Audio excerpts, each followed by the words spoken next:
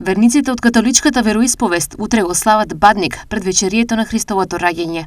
Отец Тони Ангелов од католичката црква Пресвето срце Исусово од Штип ги повикува верниците на богослужение.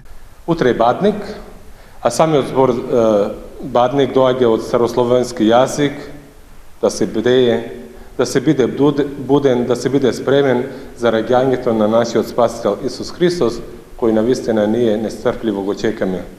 Еве, Бадник е многу важен за нас, христијаните, за нашата црква, за наша заедница, фамилија, зашто Бадник не води кон Рождеството Христово. Ден потоа, според католичкиот календар, е Божик и прослава на Христовото раѓање. За нас Рождеството Христово е голема надеж за денес, за утре, за задутре, и тоа мало дете кој се раѓа во таа ладна и темна пештера, сите нас не храни со храна на иднината, на идниот наш живот.